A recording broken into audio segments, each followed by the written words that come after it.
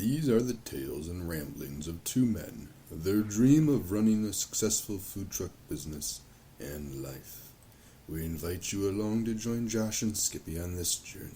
This is Monday Morning Food Truck. Good morning, everybody. Making sure some things are working. I think we got... These are the tales. I'm not hearing everything. Hold on a second, everybody.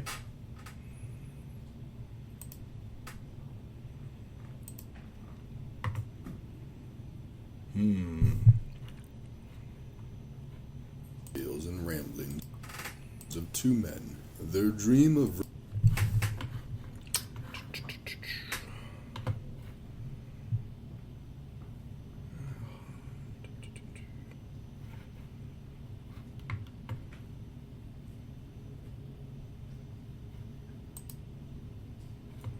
running a successful... I'm not sure why I'm not hearing. If you're on and listening live, let me know if you heard the intro and if you're hearing me okay. I guess if you're not hearing me, you won't hear this request. Looks like we have Skippy coming in. On time as usual. Hold on, yeah, we got audio. Just a second. I might need to restart the podcast real quick. I don't think we're getting audio coming through. Uno momento. I'm going to kick you out, Skippy. Hop back in like 30 seconds.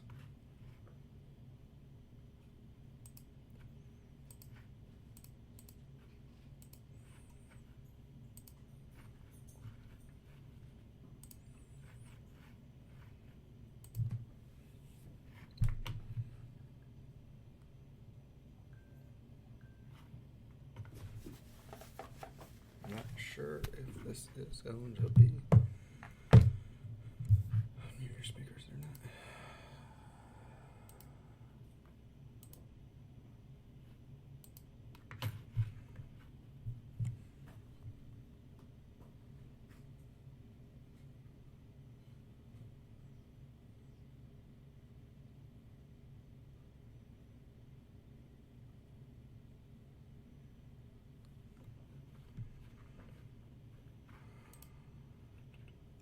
Hello? I still don't have you. What the flippity flap? Hold on. Sorry, everybody. I had some... got that coming through. Might need to start. food truck business and life. I have everything but We you. invite you along to join Josh and Skippy on this. So you're not coming through. Okay, hold on. We're getting there.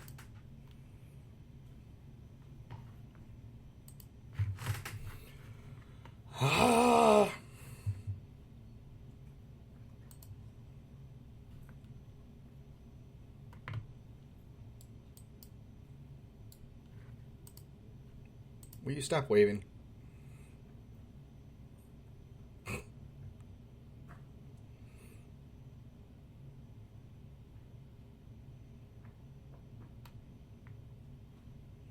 Well, Skippy's gone. It looks like everything else is working except for Skippy, maybe. I think he might be coming back. Hold on. Sorry, everybody.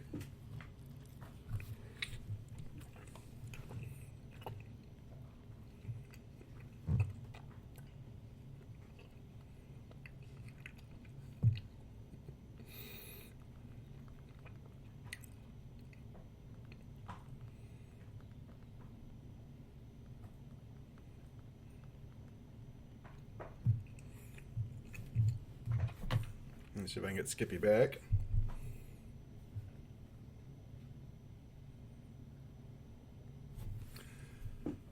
Oh.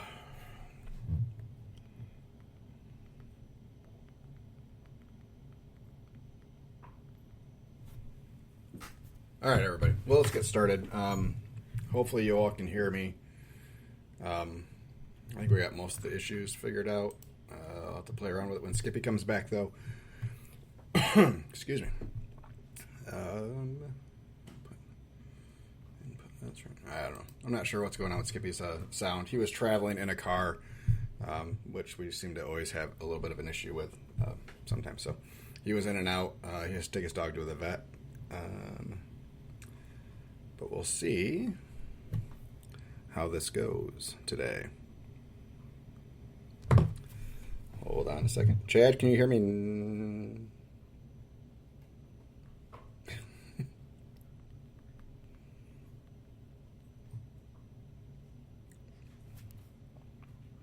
Just confirming real quick after we did the restart that everybody can hear me.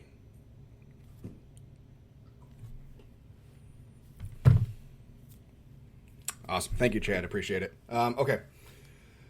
We'll get rolling while we wait for Skippy. He was thinking he was going to be another 10 minutes probably before he hops back on. Here he comes now, I think. See if he has sound when we come. Hey, buddy. Hi, buddy. I have no sound for you. Hold on.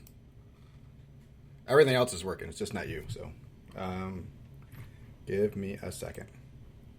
Let us maneuver. I had there were some children on my laptop. Oh, that's very good. Oh, that is all okay. But your audio, nothing's changed on your end, right, Skippy? Awesome. Thank you. Let me do this real quick. And then let's go back. Skippy? Speak? Nope. Okay. Thank you. Sorry, everybody. Not sure what has changed. Give me a second and we will figure this out.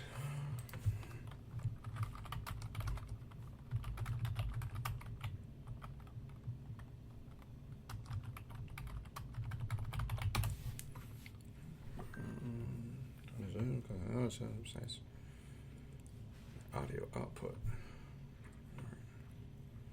Just going to make sure we have the settings correct, that nothing changed there. All right, let's see here. Appreciate the patience, everybody. All right. So, audio output should be there. Perfect. Switch primary microphone. That is all set. So that is working properly. Oh, I just got some noise. Skippy? Nope. Okay. Not yet. We're getting there. Can you hear me though, Skippy? Okay. Perfect. I thought you could. You know what? I wonder. If you can't, how'd you? There we go. Yeah, someone changed some volume settings in here. It wasn't. Everything was set up right. The volume was just turned all the way down on the link. Oh, so now it works? I have you now. They could probably hear you the whole time. Maybe. Maybe not. Oh. Anyways, okay. We are ready to roll. Sorry, everybody. Thanks for hanging out for us for the last 8 minutes of audio. This is a truly professional podcast. We definitely appreciate everything that. You know, it happens once every couple months. Week. Yeah. Let's hit the ground running. So, how was your week today? Or last week? Not week today. Last week. Yeah. Fucking great. Yeah. You good? You ready for me to talk now? Please. Okay. Please My talk. week was it was okay. Yeah, roadside still seems a little slower, but actually, you know what? It wasn't that bad. We had a pretty good Tuesday. We had farmers market, which was pretty awful, which we expected to be pretty awful. In a subdivision that's been hit and miss, so we had kind of low expectations. We cooked accordingly for that day, and pretty much hit the nail on the head. One more time at that farmer's market, unfortunately tomorrow or Wednesday. So, but other than that, it was private events all week. Thursday we had our last Etna gig for the year. Service for 2:30 in Jackson, right down the road from you, Skippy. Well, you didn't say hi. Well, you were busy doing your own Probably. catering thing.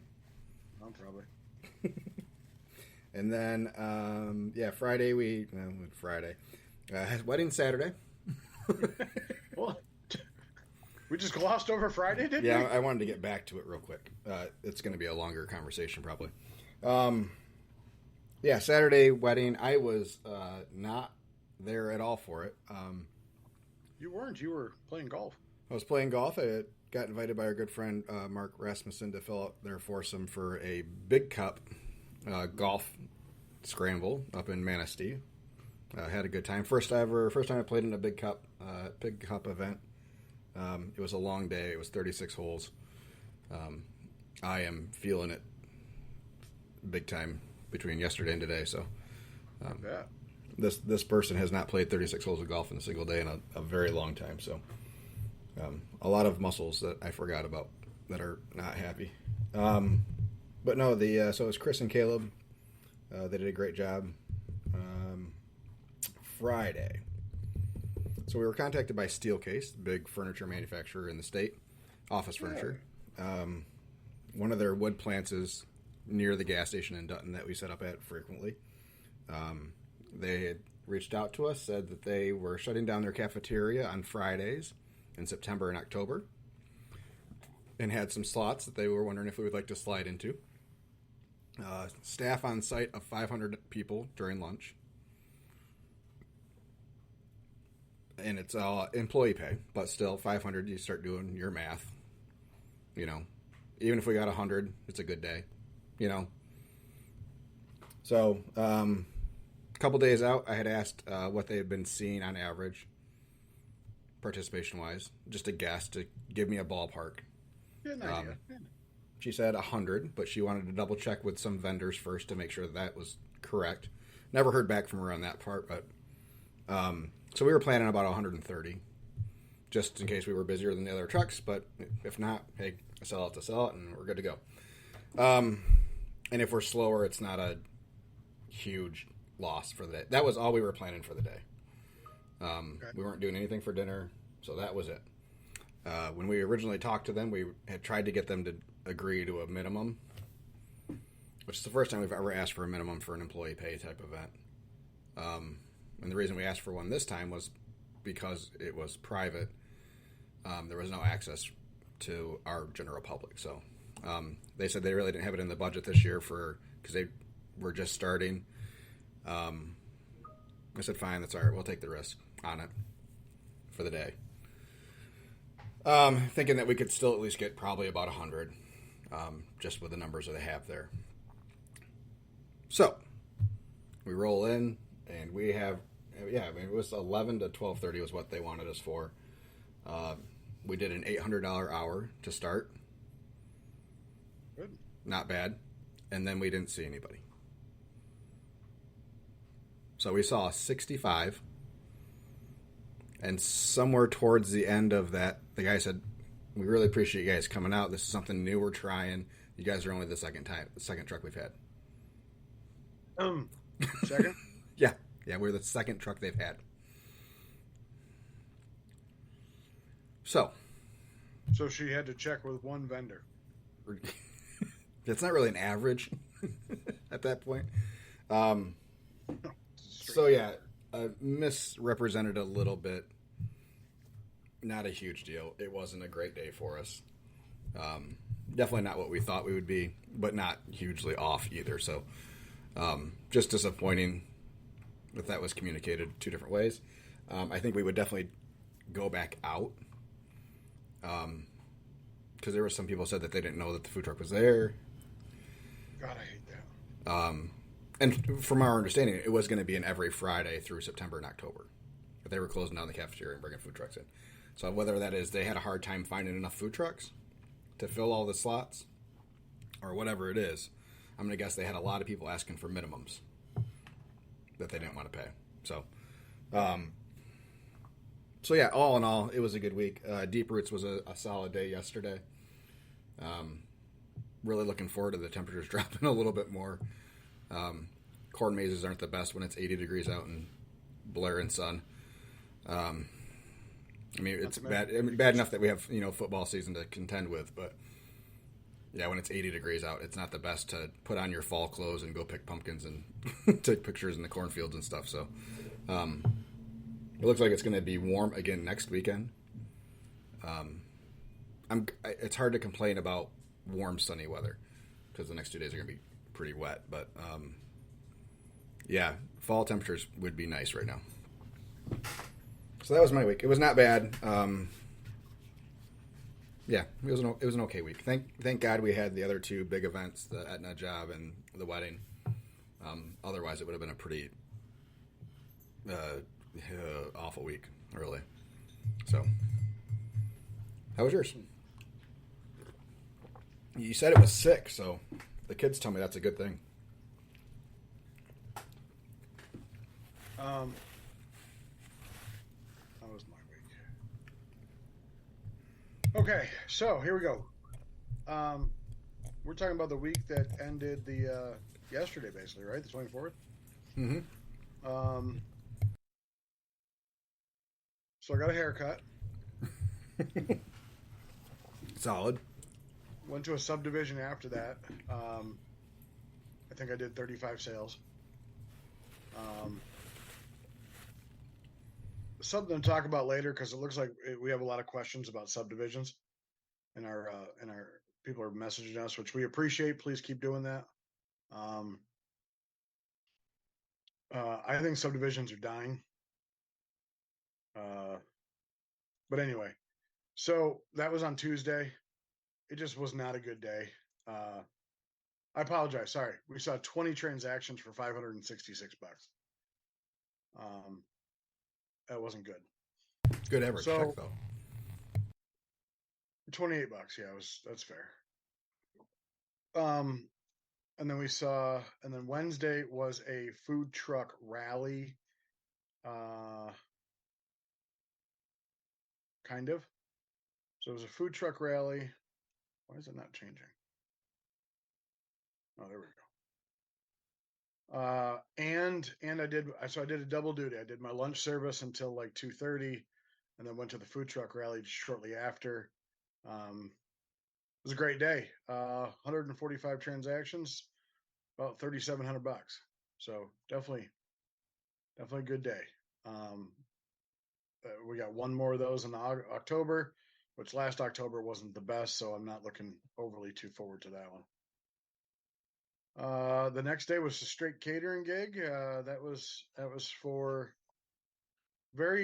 first time ever I've ever been to an event where I've had the cops threaten to be called on me. So we'll try to make this long story short, but I'd rather short story long. I want all the details. All right, so this was an event to support Arbor Hospice. So it was a fundraiser. Mm-hmm. They sold 500 tickets for. Yeah, there was one in Grand Rapids. Yep. They sold 500 tickets at $50 a piece. So do the math. They didn't charge us to be there. We could charge them up to $2,000 for whatever we were going to provide. It was all free. They were giving away. Each person with their $50 got, I think, a koozie, 3 drink tickets, and 3 food tickets. I can tell you there were 8 barbecue vendors there, and we by far had the most tickets. And I think it was because we decided to do a dessert too. That was pretty money. Anyway, so there's the communication up to this was fair. It wasn't. It was probably a solid like B-. We had no idea where to park, so when we pulled up to the venue, it was at a wedding venue, large open field, big barns, but just nowhere to park, or no. Hey, vendors, come this way. So, and it's not a busy road, so I pulled over as far right as I could. I was half on the road, half on the shoulder, threw my blinkers on, and ran up to the venue and say, "Hey, where would you like me to park?" And why they found the lady to tell me, I guess the owner of the venue, who has been described by multiple people as a "see you next Tuesday," came up to me and said, "Are you the barbecue guy? I need you to move. I need you to move. I'm gonna call the cops. Like we need you to move. Like I'm like, lady, I'm just trying to figure out where to park. I'm getting there." And I guess before she had come to me, she had gone to my truck, and my helper was in there, like banging on the window, like, "I need you to move. I need you to move." And my helper like rolls down the window. I said, "If you want me to move, I'm going to start taking out people here in a second." And I'm like, probably shouldn't have said that. They're like, she's like, "Well, you can just ride down or go down the street a half a block to the church." The church was a half a mile away because that's where I had to turn around to get back to where I needed to park. Anyway, so I get to park, and I always tell people I'd like to keep my truck attached if at all possible. Mm-hmm. And I was told that would be fine. I get there, not fine. So I unhook, I park next to it, and then in front of me, they were supposed to have 4 food trucks. They were supposed to have me, Bear Claw Coffee, and then, 3, and then another barbecue guy, I guess, who didn't show up. So Bear Claw Coffee pulled their truck up. I want them on our podcast. That's what I was telling you about. And the lady, the owner of the venue, started like directing traffic for them. And she gets out and she's like, "I understand where we need to go." The owner's wife, like, "I understand where we need to go. We're good. We're all set. Thanks." She's like, "Are you sure?" I said, "Yeah, we got married here. I know the venue. We're good." She's like, "Okay." And the lady walks away and she looks at me and she's like, "That lady is a see you next Tuesday." I'm like, "And we got married here. I will badmouth that lady." She's like, "We spent $20,000 on our wedding." I'm like, "Oh." She's like, and he's like, after wedding or right after wedding pictures, she let her slobbery wet dog all over my wedding dress. Like, oh boy. Oh boy. Anyway, so we had fun all night. We did chopped brisket sliders, sliced jalapeno cheddar sausage, and street corn bowl, and strawberry shortcake. All kind of smaller portions. Mm-hmm. We had an awesome volunteer who was taking tokens. Her name was Lindsay, but she was volunteer number 14, so we kept calling her number 14 the whole night. My goal, since she's an administrator for one of the buildings, is to have all her employees now start calling her number 14. Didn't get home until almost 10 o'clock at night, and I had to get up for the next day. Other than that, yeah, good times. The brewery that we were supposed to go to Friday didn't pan out, so I popped in at a local gift shop and sold $230 worth of food and found a new tip jar. Named her Peggy. I'll post her. I posted her yesterday. Had 2 events Saturday, a drop-off catering, and then a wedding at Stagecoach Stop, which is a Western reenactment area.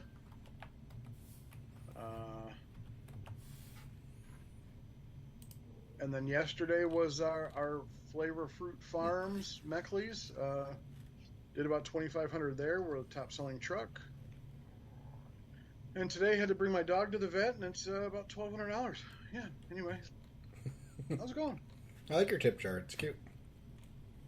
Yeah, it's Peggy. Peggy the pig. Peggy the pig. Very I think cute. we had $13 in cash tips yesterday. I had to write on the bottom of her, "Feed the pig," or "Please feed the pig." Oh. So other than that, yeah, boring week, eventful week. This week's not looking too eventful either. No? Supposed to go to a Tigers game tomorrow. That's probably not going to happen. Why would you want to? It's the last couple times to see Miggy play before he retires. You know, I suppose. tickets were cheap. I bet. Behind the dugout was like $50. So when they get good again, you can say, "I used to get tickets down there." I could afford tickets down there. Oh, yeah. It's Can you hear this the week should be okay for us. Can you hear the Harley in the background? No. Okay. Um, yeah, nothing. I mean, super special at the beginning of the week. We will be heading out to Belmont for a return trip there to the Gricos neighborhood after we got shut down the last time. Are we all set this time? Yeah, we got our official permit. We cannot park on the street though. We have to park in the driveway. So I don't know why we need a permit then, anyways. But whatever. Because we can't impede traffic. So it's a subdivision road. So it's enough for 2.5 cars. True. So I get it. I'm surprised we don't get hassled for that more than we do. Yeah. Because we seem to be at corners a lot. Wherever our hosts always seem to be near a corner. So when we park, someone who is turning right has to pull out and around. And it's a hard visual, I imagine, for the driver. So, whatever. So if you don't mind me asking, if I remember the Gricos right, doesn't their driveway have a good hill to it?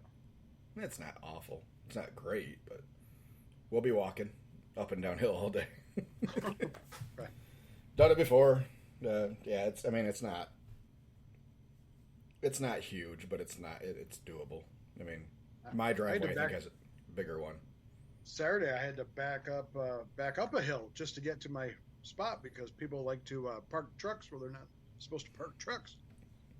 So as I'm backing my trailer up a nice little steep incline, I just hear my tires go like trying to grab dirt.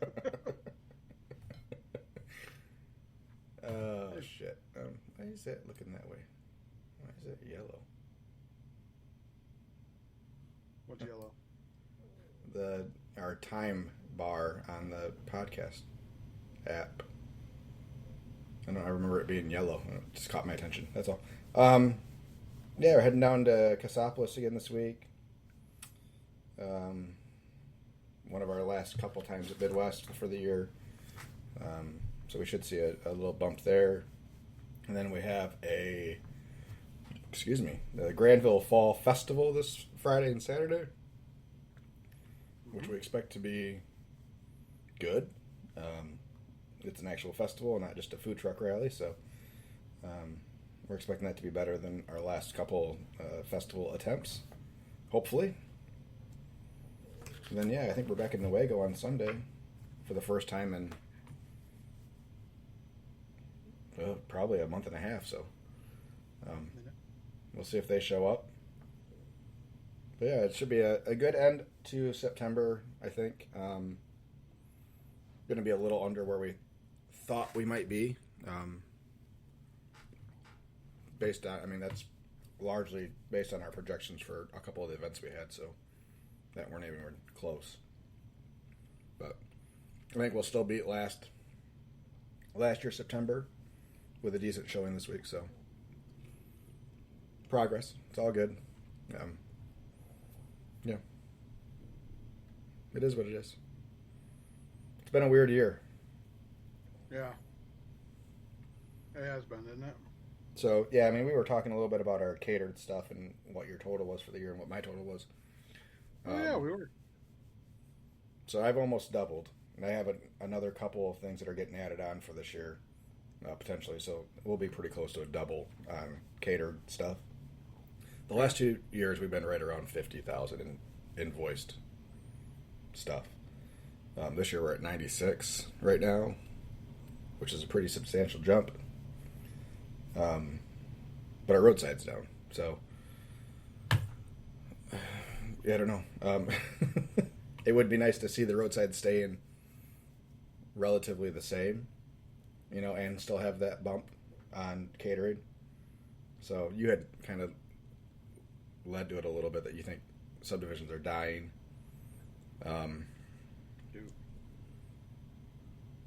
Even good ones that have been good in the past are not. There was one that I done regularly. Well, I can't say regularly because it's only my second year, but we at least go there once a month, and it was $1,200-$1,500 sub. Now I struggle to hit $750, and I hope it's not my food for some reason, and people can start giving me feedback. But I wanted to check some of the other. Some of these subs, I think, are really looking for that. We'll call it speed to service, or they think of maybe a bar. I don't know if other barbecue trucks, like I know you and me, right? I know we're fast serving. Our goal is to always have, food out. Hell, my goal is to have food out before they're done ringing up. Like I'll listen to the order as my person's ringing it up, and try to get it out ASAP. But I'm wondering if other barbecue trucks are just slow. And people think that it's slow. Have you thought about that at all? Like, I guess I really haven't been to another barbecue food truck. I've been to barbecue restaurants, but I don't know. It's just, to me, that's the only thing I could think of is like, or because we don't do order ahead because our ticket times are so quick. I might do pre-orders for ribs if somebody wants a rack of ribs to make sure that it's available, but. I don't think it's other barbecue trucks that are necessarily so. I think it's just people have the expectation when they go to a food truck that it's going to be a 15-minute wait after they order. Just in general. Yeah, I'll agree with that. Mm-hmm. Regardless of the type of food. We regularly get comments about how quick we are. And surprise. And I know there's other trucks that are, slicing brisket to order, and that takes a little bit longer.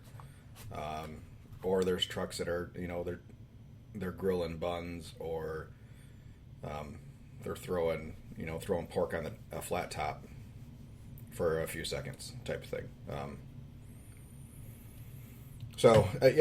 I'm sure there are other barbecue trucks out there that are not as quick. But I think as a general grouping, we are among the quickest out there. Yeah. Outside of, those doing boiled hot dogs and throwing some toppings on. I think we're among the quicker of the food truck genres. I think the novelty is wearing off. I think that's where subdivisions kind of are. And we tend to be more expensive than most quick service options. So, as our economy kind of stays stagnant, people are more aware of where the money is, versus the last few years where, for a lot of people, there was extra money coming in via COVID. Or at work, they were getting bonuses for picking up shifts because no one was working, So those that were working were getting compensated for it. I think there's a lot of contributing factors to why maybe subdivisions and some roadside is slowing down.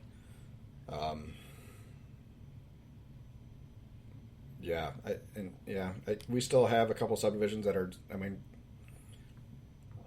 for us, a $700-800 dinner is a good dinner still. That's all we're looking for, because we typically do pretty good lunches. So we'll do an $800 to $1,000 lunch most days. So doing a $700 dinner is a good day for us. That gets us in the conversation of a good day. So,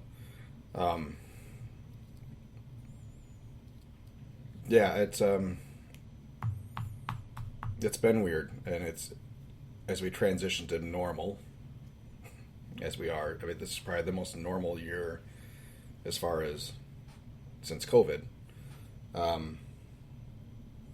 Just means we have to readjust. Now we have to learn it all over again, since we didn't know it before.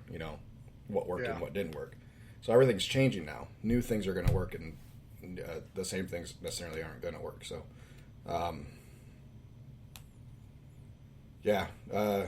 Are you still doing lunches when you can, or? Yeah. Okay. Yeah, I've gone back to my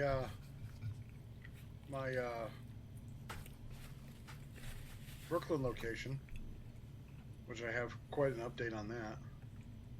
All But I right. think it's been, yeah, yeah, we're still doing it. Sorry. Yeah, I think we. I don't know. I don't know what next year is going to be like. I'm going to expect probably more of the same. I think we will probably try to lock down, similar to what we did last year or the year before, a more consistent lunch schedule.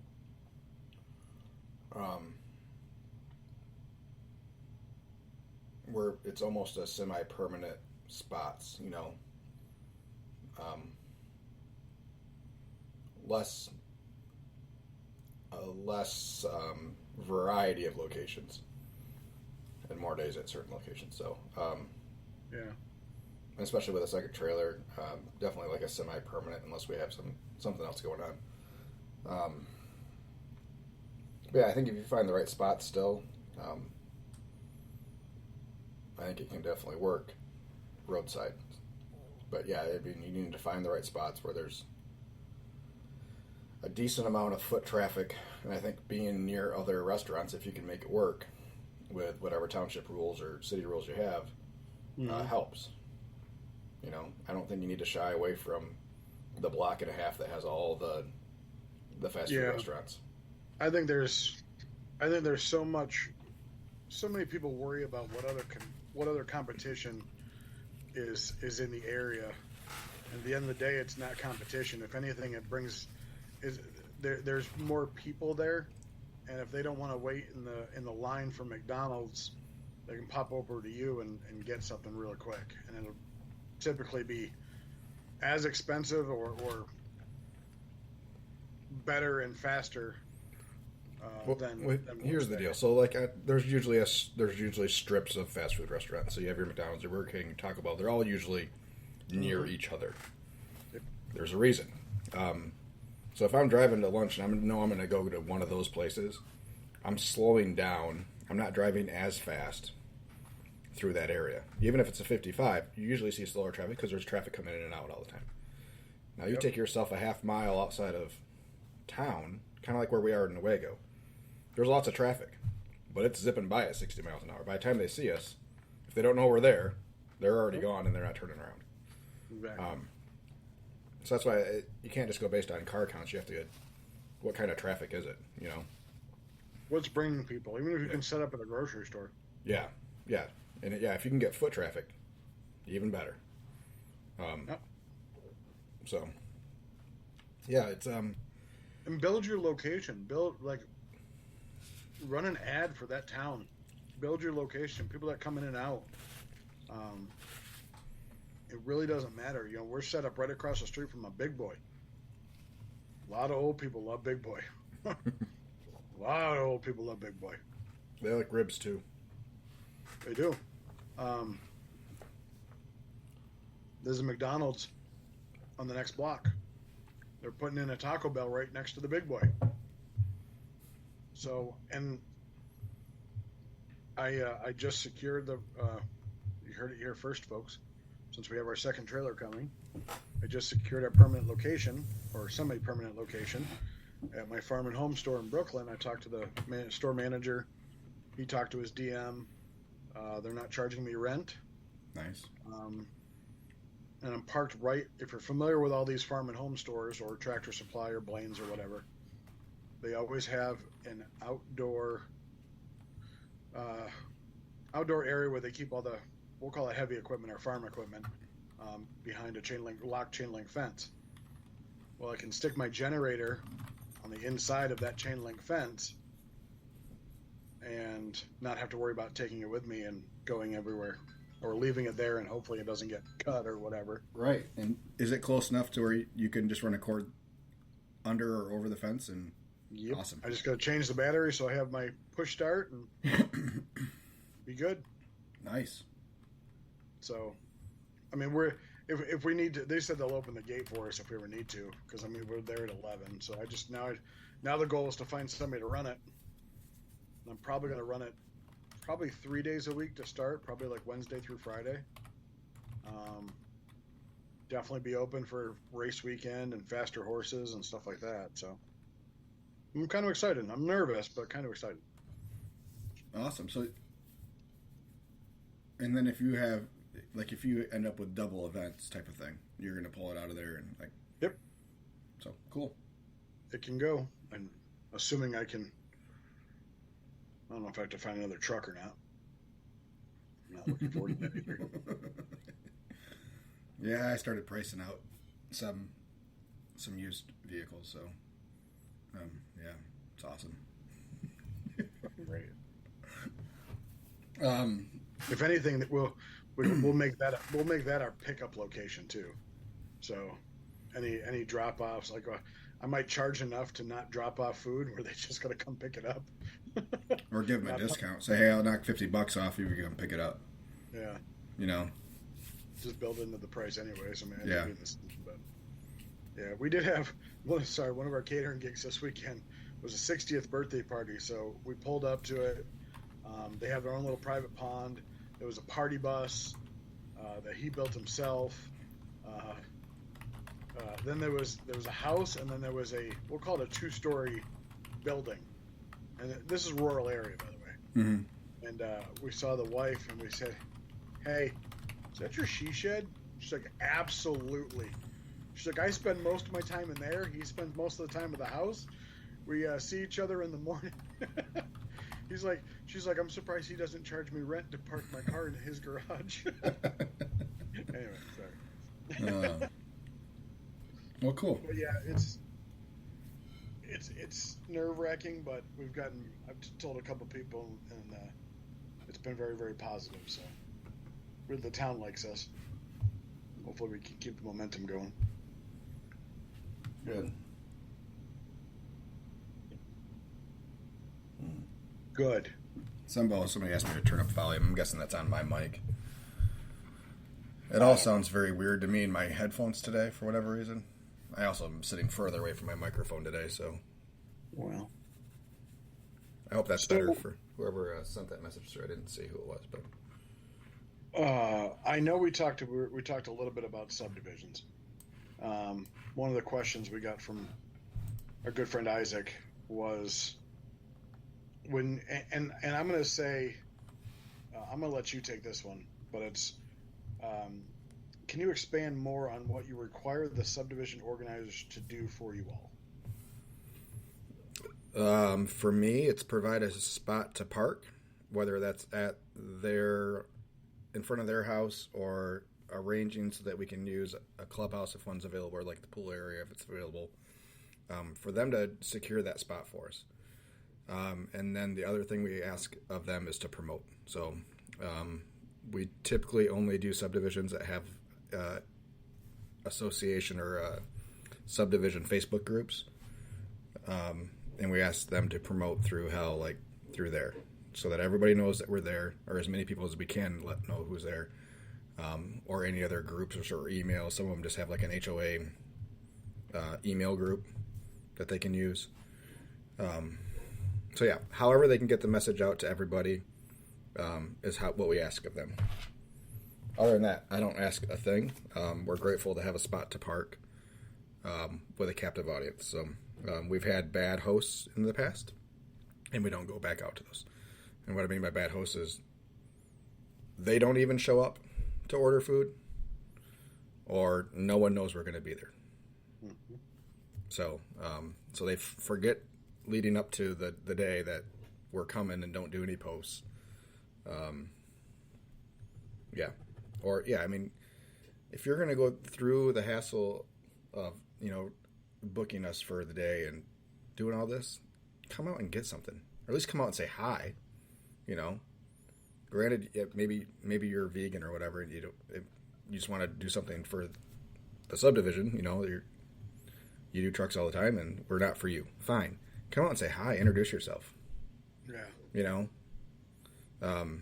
So yeah, those are pretty big red flags for us. Yeah, that's what I'm looking for. Mine is extremely similar. A spot to park, promotion, and support. Those are probably the three things. spot to park, promotion, support us. We'll, if there's a way that you'll let us into your Facebook group, if you have one, great, because that way we can promote ourselves, or at least we know that it's being promoted. So you can ask, do you have a Facebook group that I can be a part of?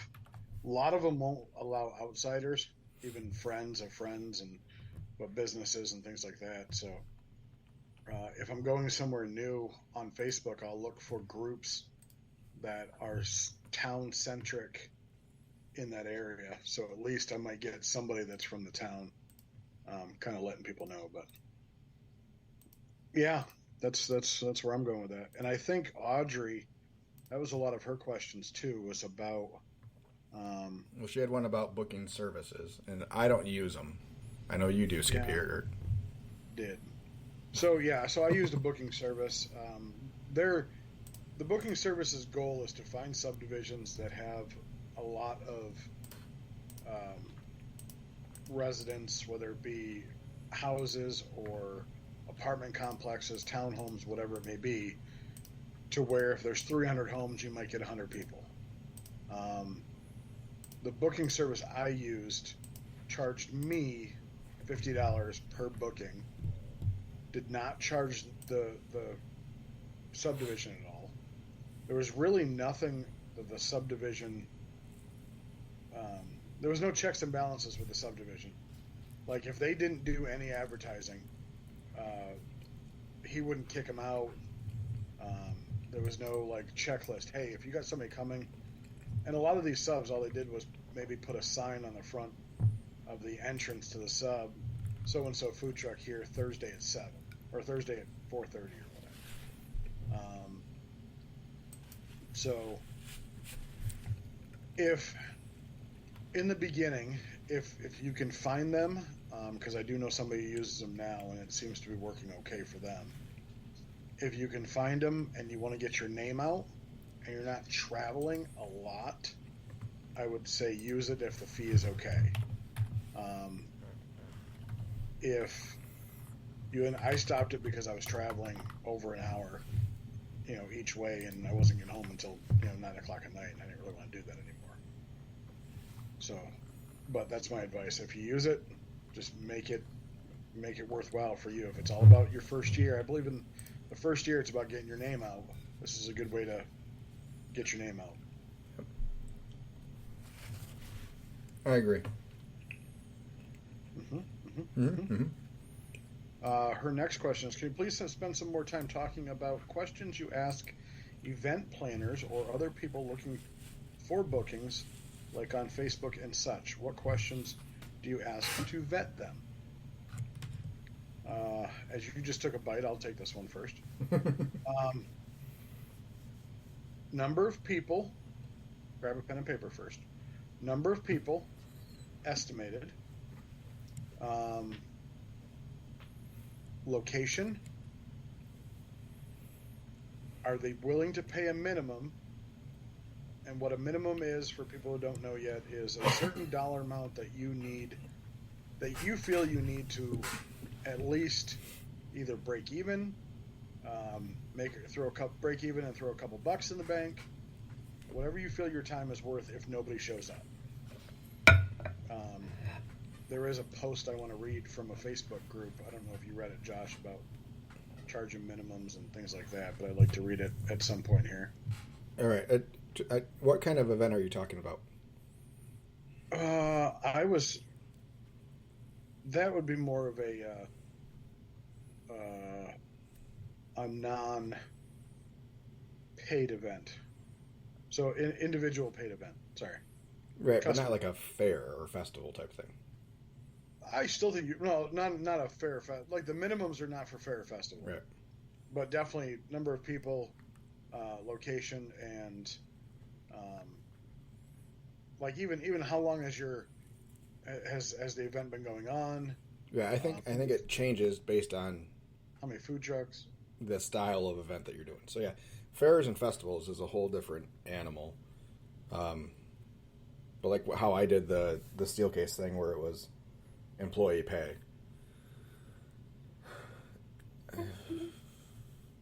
and I typically don't. If I have access to the public, I don't ask for a minimum based on the number of people they have there and what's around there. So I kind of gauge if we can draw in people from surrounding businesses, whether or not I determine if I'm going to even ask for a minimum. And I backed up off my minimum for the Steelcase one against my better judgment, because it seemed like a good enough opportunity. And we'll probably do it again. We'll cook appropriately, and it'll be a decent lunch for it. I mean, we still did like $900 or whatever, so it's not a bad lunch. But we kind of had planned it being our whole day, you know.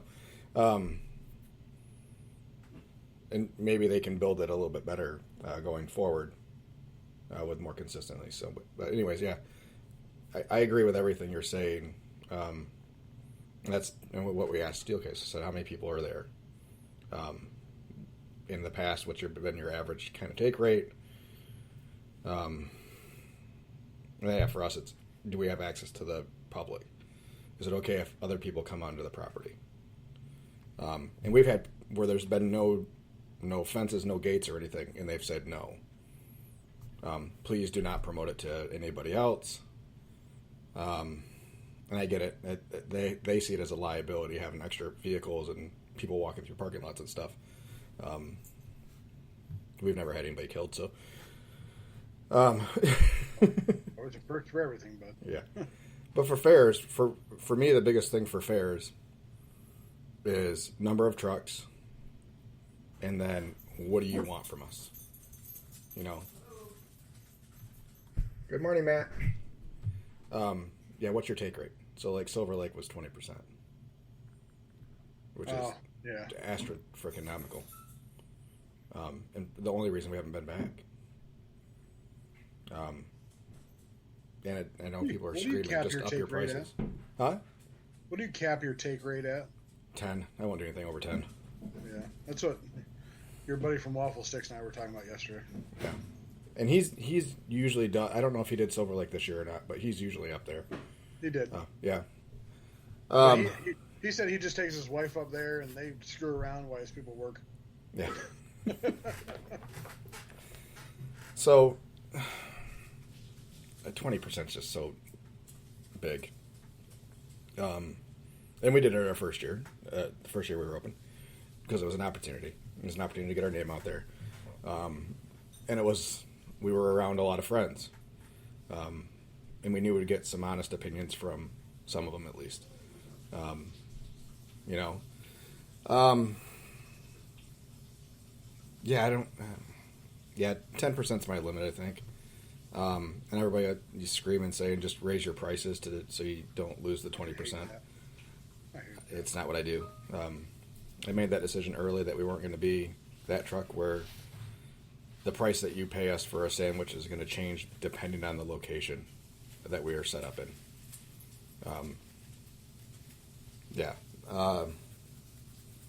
So yeah, fairs and festivals, those are the two big ones for me. Other things I like to know is power provided. We've had a couple that are, where they provide us somewhere to plug it in the trailer to. And then yeah, if it's a 2-day festival, do I need to leave my trailer parked there, or do I pull it in and out every day? I'm okay leaving it as long as it's close to within 10 minutes of where I live. So I can get down to it easily, because I'm still getting up at 3:30 and I still have to be on the trailer before. So I don't want to have to drive a half an hour to get to it. So those are kind of things I look at for that. Yeah, and that's all. That's very close. I mean, me too. I have kind of talked a little bit about, or with other people about minimums, and I'm going through the Facebook group to see if I can find that post. Yeah, and then reach out to other trucks that you can find that have been there. If this is an established event, like a town block party or whatever, see if you can find the event from a year ago and see what trucks were there. Reach out to them. And I know everybody has a different idea of what a successful event is, but you can kind of get an idea. Yeah. So I'll read this in its entirety. I'll try to make it quick. But I think what they're saying here when it comes to minimums and this is more towards event coordinators, not necessarily trucks. But it does have a truck in it at all. But it's like I posted this in local over no minimums. I'm here to say value your time, value your product, value your business.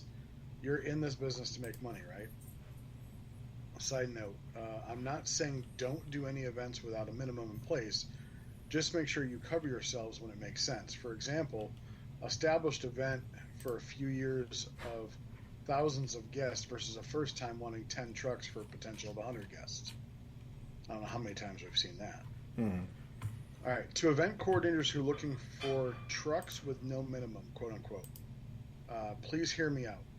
If you don't have enough faith in your event that it will hit a food truck's minimum, please reconsider hiring a food truck. Food trucks are small businesses on wheels that have overhead costs they need to make before anything is considered profit.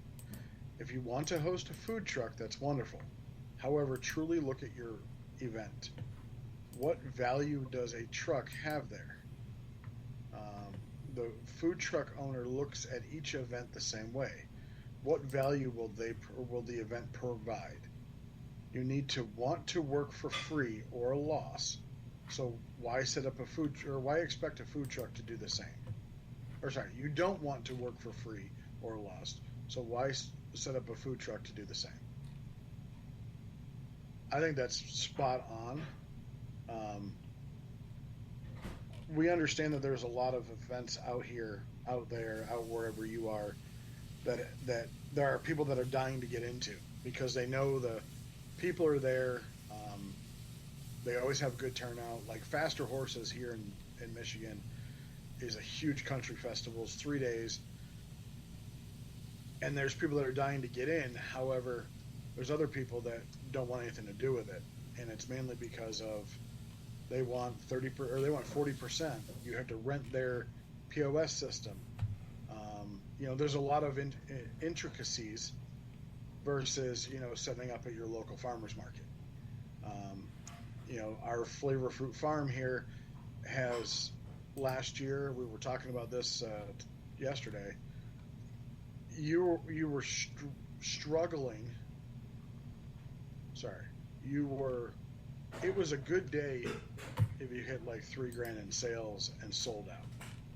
Like the most I ever did there was, I think, a little over 4,000 in like 3.5 hours. We were just slaying the whole time. And now, because they started charging $15 to get into their events, such as picking apples or a bounce house for the kids or even some live music, the people just aren't there. So it's like we're struggling to hit 2,000. I've been very fortunate to hit 2,500 each time I've been there. But the local pizza guy who we had on our podcast, Tiki Sam, the man's a legend. Well, what did he do to? Oh, and I apologize. They also now are collecting 10% from the trucks that they weren't doing ever. And so Tiki Sam decided to up his prices $2. Well, if you're listening, Tiki, I think I've told you this in the past. A $12 cheese pizza isn't worth it to me. And I don't know who it would be worth it to. And a $14 pepperoni pizza, even though your pizza is amazing, still is too much. So he raised his prices $2. I kept my prices the same. And by no means am I considered cheap. So I think I kind of went off on a tangent there, but look at your event, look at what people have done, reach out to other trucks, and figure out if it's worth it to you. It's got to be worth it to you. And there'll be some times that you go out to some event and the only thing that you do is somebody grabs your card and say, hey, I'll call you for a catering gig, and they book you. So going back to subdivisions, that's a lot of the time we do subs is hopefully we get a catering gig or an open house or something out of it too. So Anyway, that's my thought. Sorry. What else you got? I don't know. That was ranting. I'm not even sure what that all was, but I don't either, but Audrey, I hope it answered your question. kind of zoned out there in the middle. To be honest, That's fun. Hey, I see you. You made an upgrade this week. Yeah. Yep. Yeah. So yeah, we did. Do you know how hard it is to find a USB A to USB A cable? Not hard at all. Meyer didn't carry it. Well, yeah, I mean, but you can have one Walmart probably did- next Walmart day on didn't carry Amazon. Well, I get it. So I didn't realize. So yes, I upgraded to the actual square register, which I will tell you, it's an amazing piece of machinery. It's kind of cool. I like it. Mm-hmm. I had a printer that I used on my iPad, and I did not realize that the register, in all its glory, was not Bluetooth compatible. Yeah. And that's obviously how I've been printing from my iPad is Bluetooth. I had a thought when you told me that, and I don't know that it would work, but it might. So they make USB Bluetooth dongles. I wonder if you plug that a USB or a Bluetooth dongle into that little hub, if it'll pick up the printer or not. I don't think it will, because you still have to be able to select the device that it's connecting to. But Yeah. So I just ordered so I went to Walmart at. So I used it, just didn't print receipts for my little pop up on Friday night, and it worked flawlessly. I was having so much issues with the credit card machine, the Bluetooth one, or even my little terminal. Sometimes it would just disconnect. And yesterday I used this for the whole time, and I think it maybe disconnected once, and that was poor service.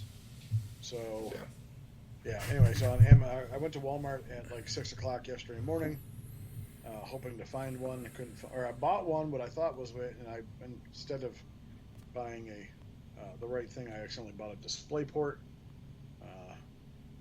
which for all you people is basically like an HDMI cable. So I ordered one on Amazon for $7. It should be here today.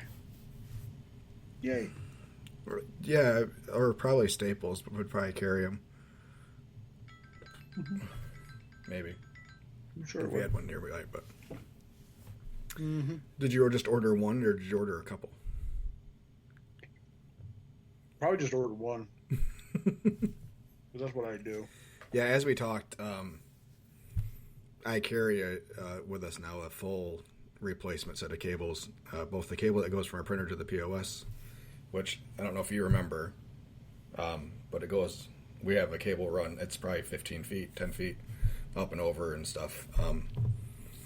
That probably has the least amount of tension and stress on it, but we still had to replace it early this year. And that's not something you want. So thank God, we were at Midwest. So it was actually, so I had the printer cable on one side, and then we have a couple different things going on, just from my previous IT nature adapters and stuff to go in and out. But yeah, so it was that printer cable end that went bad on us. Thank God we were at Midwest, so I was able to bribe one of the IT guys there for a new cable in exchange for a free Duracho. So, but yeah, that's a location where we're going to do 70 tickets in an hour and a half, and not really something I don't want my printer for. So, but yeah, anyways, yeah, we carry a full set of cables because I imagine you're going to do the same thing where you're going to disconnect the credit card reader screen and set it outside. Mm-hmm. Yeah. Mm-hmm. So if you're keeping your window closed and you have the constant opening and closing of the window, you're going to create a pinch point on your cable, and that's usually where we see it. It'll start to. We actually started wrapping it in some electrical tape just to provide a little buffer. But yeah, I mean, just over time, those little pieces of copper inside will start to flex and bend and break. So yeah, we keep a full set. We've had those little hubs that have gone bad on us. Just the humidity in the air and the moisture and everything. Yeah. everything will go bad. So cable wise, so it's always better to be prepared so you're not stuck. So, and then you have the cash drawer too with the USB. So your cash drawer opens up automatically for you too, or no? I can, but I don't. I just keep the key in it. Oh, right. I haven't really even thought about it. It's got it's got an Ethernet cord, so I can. Yeah, just plug it into your hub. It's just one setting in there that says open drawer. I don't even know that you have to change the setting. I bet you could just plug it in and it would work. Probably. Haven't even thought about it. So, a weird thing on those. Do you have the option for them to select receipt on the screen? Yes. So if you take that off, so you see that on your screen, on the big screen, you see that, right? Where it has your change on it, and then it has what they're seeing out there. Yeah. So if you take off that receipt option, it just flashes the change due, and it's up there for like 2 seconds, and then it's gone. So if you're not looking right at it, you better remember what the total was and be able to do the math in your head. For some reason, I don't know why. I don't know why it doesn't stay up there for you to be able to say okay or whatever. Just or even longer than 2 seconds would be nice. It's bizarre. I haven't really messed with all the bells and whistles and doohickeys, as they all call them. But yeah, so we stopped prompting them for receipt options, just because we had so many people printing receipts, and then we go to give them the receipt, and they're like, "Oh, I don't need it." So, all right, you could put no receipt. I've always been doing that. We haven't had a lot of receipt printing. Oh yeah, we definitely go through stretches where we'll have like 15 people in a row all get receipts. So, if people ask, but I'm throwing it in your damn bag. Yeah, if people ask for one, we'll give them one. We'll print because we can print it out through transactions. But yeah, we're going through a lot less paper now. Not that the paper's all that expensive. I think it's like $2 a roll, but yeah. Anyways, just those little nuances. What are you using for internet? My hotspot on my phone. Okay. Xfinity doesn't have a hotspot, or just like a mobile hotspot by itself. So I'm using my phone for now. Is your phone through Xfinity? Mm-hmm. Okay. This is Verizon towers. Yeah, is it true unlimited? Mm-hmm. It is. It doesn't cap, so it doesn't throttle you down if you go over. I think it does, but I have my iPad in there too, and I can switch it off to that.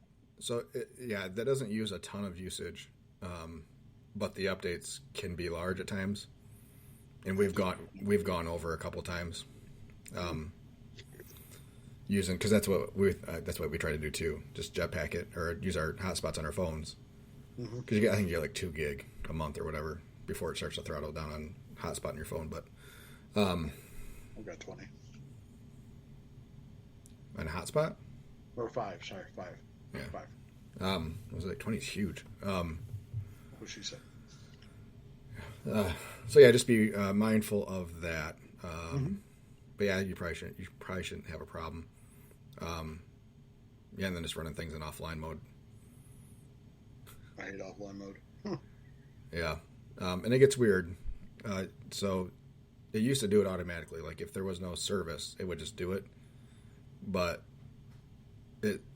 so for us, we're connecting. It shows a Wi-Fi connection, so it still tries. Like now we have to go in and actually turn off the Wi-Fi. Yeah. So it doesn't even. It's bizarre because it didn't used to do that, but it does some pretty regular updates, and a lot of times it will change things or break things, which is always nice. Yeah. Well, I have to buy another one when the other trailer comes. Yeah, that was another thing that we wanted to talk to you about is we're both getting second trailers, and have you added up all the cost of the second trailer, all the ancillary things? I mean, especially now that you're going to run the second trailer. I mean, it's another generator. It's all your small wares. All the things. You already had those added up. You were on.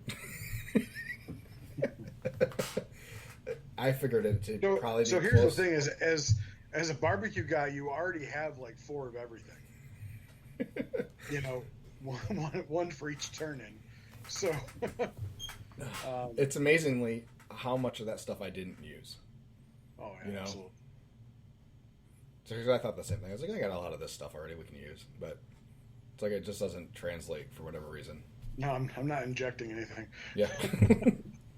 The durability of some of the stuff I use for barbecue. It's not like I used plastic spoons for a lot of stuff.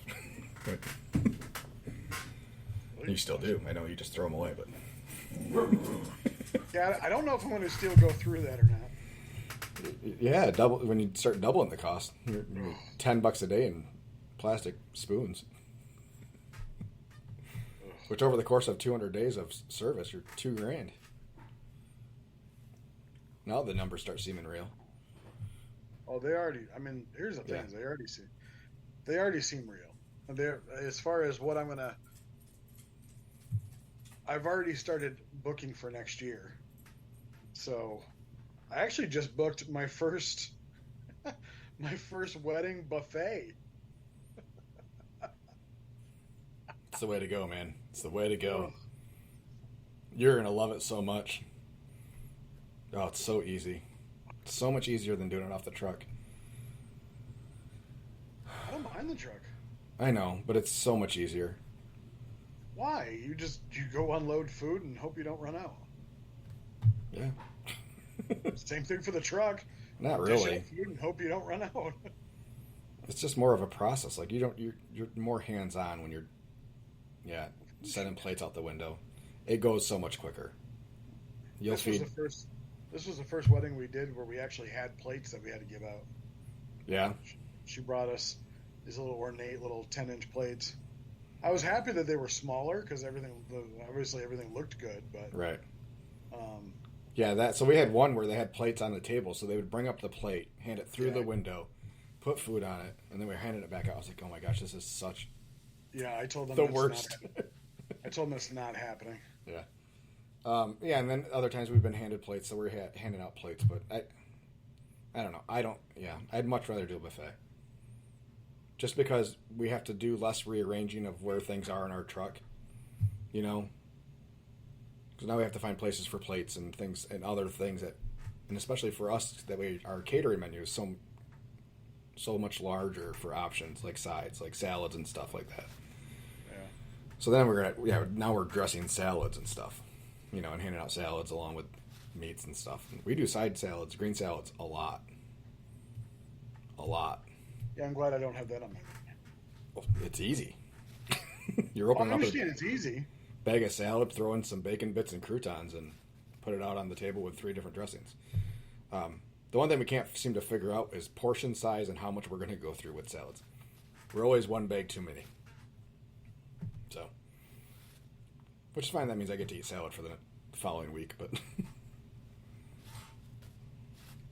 The week after a wedding, Josh loses 5 pounds because he's eating his rest of his salad. yeah, those 5-pound bags really expand when you open them. Yeah, that's true. But it's like, the serving size is a cup or whatever, and there's 30 servings in a bag or 40 servings in a bag. We always cut it in half because no one's getting a cup of anything. No. When you've got that many sides in this plate, you realize that it's going to be a half a cup or a quarter cup on average. Have you set up your buffet differently since we had JT on our podcast talking about? I've done it so many different ways. And we kind of go event by event based on what the menu is and how many proteins there are versus how many sides there are. But yeah, we've done. We were always doing that though, just trying to kind of find the best method. If it's somewhere where we are a lot, we'll put macaroni and cheese last. Like we do roadside in that area a lot. Or it's one of our regular customers that has us, Yeah. Then we do mac and cheese last. I'm actually we're going to go through mac and cheese.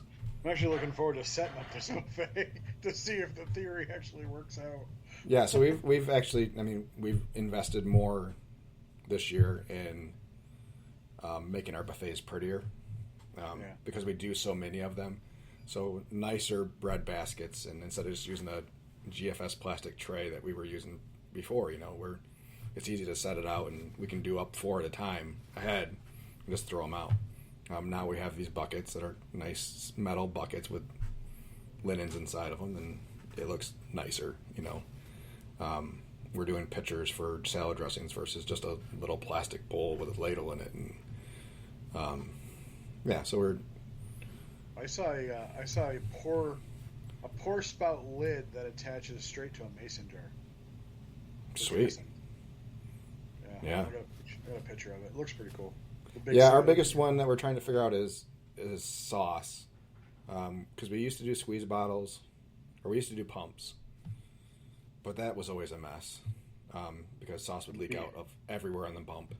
And bees love it. Yeah. And then we did bowls with ladles, and then you have drippage everywhere. Yeah.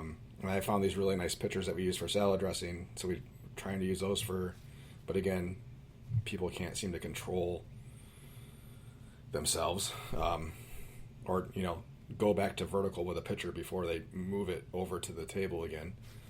So that's a big mess. So do we go back to squeeze bottles? So maybe. Think about those pour spots I was talking about. Thinking about like when you go to a diner and you got the syrup things. Yeah. That you pull open and it drizzles out. Yeah. So I'm using that for sauce. But Yeah, again, those would be I good. do buffet drop-offs. I don't really have a use for that yet. Yeah. So so you do buffets. You just don't do most of yours are drop-offs. Yeah. But we get above like 150 typically, and we'll stay on site for it. Any point where it gets to where we have to change pans, or there's multiple pans, we're probably leaving somebody on site for. Yeah. Or we clear it with them first. Here's what we have available. We can't have anybody on site. You're going to have to swap out some pans yourself. So do you have place to keep the stuff warm? Or, are you okay holding on to a Cambro for us, and we can come pick everything up? And you don't charge rent for those, do you? No. Or a deposit just in case it comes back in 3 pieces. No, and oftentimes, almost every time we've gotten them back, they've been cleaned inside and out, which is awesome. That was good. Yeah. Question from Fran. Have you done individual servings of salads versus people choosing how much to serve? Mercy, that would take way too long, Mom. And expensive. Containers are expensive. Oh, that's true. Containers. Yeah, the containers. You could do... Well, you could do them in food boats, but it depends on how ritzy the wedding is. Well, food boats are just plastic bowls, like that match the plastic plates. They get but find it, then where are you going to store them? You got 100 of these bowls made up. We just don't have space to store it without, especially in the middle of summer, without stuff getting weird and wilty, and because I got other stuff in my fridge. I can't devote 3 shelves of my fridge to salads. But yeah. I'm glad you're doing a buffet wedding. You'll like it. June, I think. Yeah, it's a good way to talk to a lot of people. You're very hands-on. You're approachable more so than you are with the truck without slowing down service. She's allergic. The family's allergic to pork. Or somebody's not a thing. So we're doing brisket and chicken quarters for 150 people. Any sides? Mm-hmm. Please, I just sent her an invoice today. So how many sides? I'm working on it. Hold on a minute. We were thinking.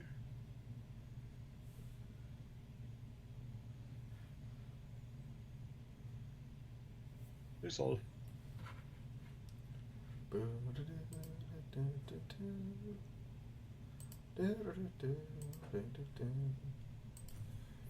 Oh, mac and cheese, potato salad, and then green beans. As long as I can make the green beans without pork. The green beans without pork. Yeah, that's easy enough. Let's see. So for me, I would be at $22.25 a person for that menu this year. Yeah, I was at like $21.50, I think. But giving the better buffet setup, probably be 23. Instead of the wire racks. Do you already have good chafing dishes? Yes, they're certainly in storage that I haven't used in like 2 years, 3 years. Yeah. I need to get another set. Oh, where'd you go? Skippy has left the podcast. I hate when people don't call me and tell me they're going to come do something. All right, I might have to cut this short. So I had some yard work done. I told you, but that was the last time we recorded a podcast. Yeah. And then they're coming back to finish it. But I never got a call that said, "Hey, we're coming back." So I'm hearing stuff out my bedroom window, office window. Anyway, yes, I have sternos. I have all the nice dishes. I did find, however, Restaurant Depot, even though I don't think you have one over there. We do not. I found black, ornate wire racks for catering. Like they have, you know how the normal ones just have the one wire ring going around the top that the pan lays on, right? Yeah. This one has one like an inch below it, and then in between it is like a pattern, almost like vines kind of pattern. Kind of $7 a piece though. It's not bad. But if you can reuse them, I mean, how often do you get your wire racks back from when you drop off? We used to collect them back. We stopped. Just because we're getting the cheap ones. I mean, if we had nicer ones, then yeah, we'd make a point of it. But yeah, I think we bought a case at the beginning of the year. I don't think we've gone through it because most of ours have been we're using the nicer stuff. Yeah. So, but I think we've done 40. I think it was 46 invoiced events this year. Oh, so, I didn't count. I didn't count how many invoices. I just counted my total. Yeah.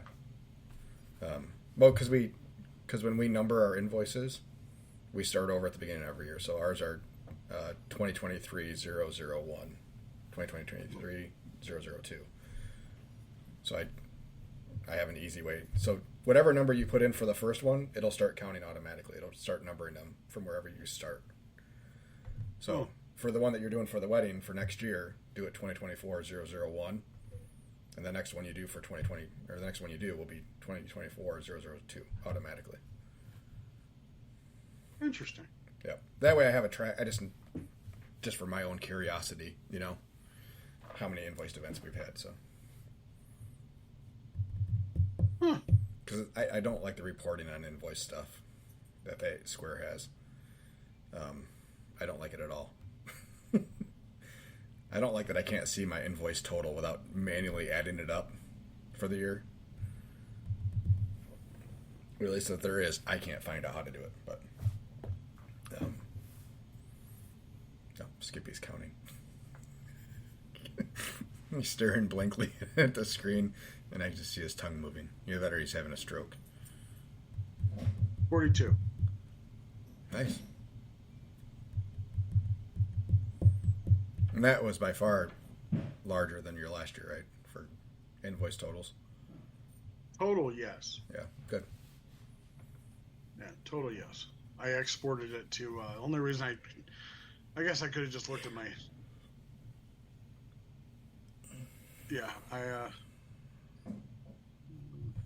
Yeah, 42. You know how because I exported it to Excel, I could have just went down from 1 to 42. Yes. Sorry. Yeah. Here we are. Guys, we took the long way out. Oh, shit. Was that all our questions that we had this week? That was it. Really? I thought there was more. I did. We can get to them next week. All right.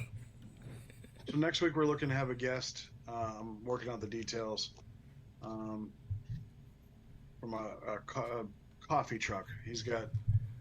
It was either 5 trucks and 2 trailers or 3 trucks and 2 trailers. But him and his wife want to run it, so we'll look to get him on so we can get some non-food questions out of the way and get another perspective. He tells me he doesn't do public events. He doesn't. Literally, all he does is private events. Yeah. They pay per cup, and that's it. Makes it easier. Sure, paper cup. Paper boat. Yeah, I imagine the overhead on coffee is pretty low. Pretty good margins there. I did have a good smoothie. Awesome. Happy for you, bud. Yeah. It's Yeah, gonna you be a wouldn't good want to week. stunt your growth with coffee. No, my mom did that. That's why I'm short. Right, Mom? Since you're listening. Who's your football team, by the way? I forget. Who is my football team? Yeah. You know what? I just funny story since you brought that up. I just got into FanDuel, so I've been lightly wagering. I had you pegged as a a Patriots fan. Is that right? I was a Tom Brady fan. Okay. So that wasn't. Yeah. That's what I'm rooting for said Lions because I'm in Michigan now, so I'm rooting for said Lions. Hesitantly. Listen, a lot of analysts said they were going to go 13-3. I don't think there's a chance for that. But Well, that's not enough games. with 13 and whatever, they're going to have 13 wins. I don't think they'll have 13 wins. 11 to go. 11 to go. But they did help me win a 5-leg parlay yesterday. Wow. I turned $10 into $240. Nice. So, because I didn't think there was a chance that them and Atlanta were going to score over 46 points. Yeah. Yeah, defense finally showed up. Hutchinson, did you see the dance? Yeah. Oh, hurt my hammy. Oh, So he said he's been waiting on that one all year. He said that was his designated first sack dance. And the poor kid, man, he's been so close the whole year so far. And yeah. But yeah, he's leading the league in quarterback rushes or pressures. He's a generational talent. He's definitely a talent for sure. Well, I tell you what, this management team they have, if nothing else, they know how to draft. So, I think they have a handful of special guys that, in the last 2 years, that are going to be big talents. Branch is another one. I think when you find a head coach that everybody can relate to, like Dan Campbell, I want to go have a beer with Dan Campbell. Yeah, that'd be a fun one. Yeah, it would be good. Well, yeah, go Michigan, go Lions, man. Oh, well, let's just say go Lions. Woo! Go Michigan. Go home. Tell you, I was playing with Mark on Saturday, and he's really pissed off at Michigan lately. Apparently, they haven't covered the point spread once this year. So we were kind of looking at scores on Saturday, and it was they were 24.5 point favorites. They won by 24. Yeah. So he lost the bet. Yeah, of course he did.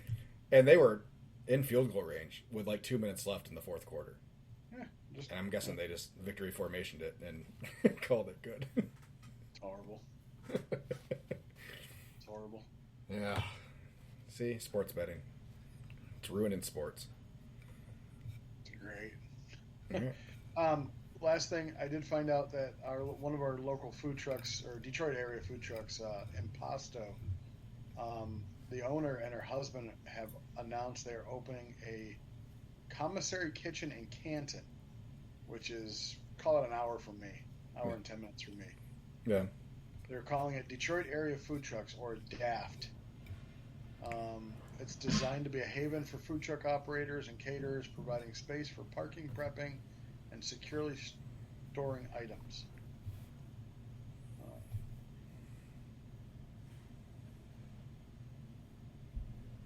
It's a beautiful area. Yeah, I'd be interested to see what they're going to charge. Well, for what? So supposedly it's a membership. So for catering, it includes 15 hours of kitchen time.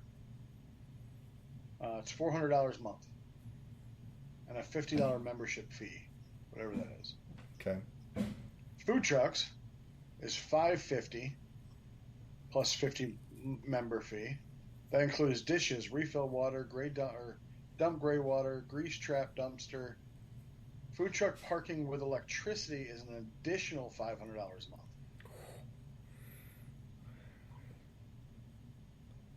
Food truck and prep is $950 a month. That doesn't include the parking and electricity. Correct. It includes the food truck package plus 15 hours of kitchen time. A month. A month. Oof. Not even an hour a day. All packages include 24 access to facility, utilities, cleaning supplies, Wi-Fi, garbage cans, towel service, and dumpster service. You know what it doesn't include from what you've listed? 1, ice, and then 2, storage of anything. So you don't get freezer storage, cooler storage, or dry storage. So what's included? Commercial prep kitchen, refrigerator and freezer storage. Oh, bring your own freezer or rent one of ours. Dry food storage. I wonder how much space you get on those. Equipment and supply storage. Additional perks, knife sharpening, linen service, propane fill-ups, and more. Interesting. Yeah, I'd be curious how much storage you get. I know the commissary in Grand Rapids was $600 a month. That included your water, ice. I don't remember how much kitchen time you got. But that included your electricity too, so you could plug in for that price. But all the storage and stuff was a la carte, so you could like rent a shelf of dry storage, like a 6-foot shelf, for $20 a month. So, and as I'm looking at all my stuff, I'm like, God, it cost me $1,000 a month to rent storage. They call it a virtual food hall, but I believe it's also considered a ghost kitchen. Okay. So our commercial virtual food hall rental includes a dedicated line with fryers, a griddle, a 4-burner range, a steam well, a deli prep cooler, and more. We also provide a designated pickup area for delivery drivers and offer on-site amenities like dishwashing, cleaning supplies, Wi-Fi, and ability to connect and print on online platforms. Kind of neat. All right, we're going to go. All right, buddy. Have a good week. Have a good day. I love everybody. Thanks for listening. Talk to you soon. Back next week. Same time. Same channel. Peace. Word.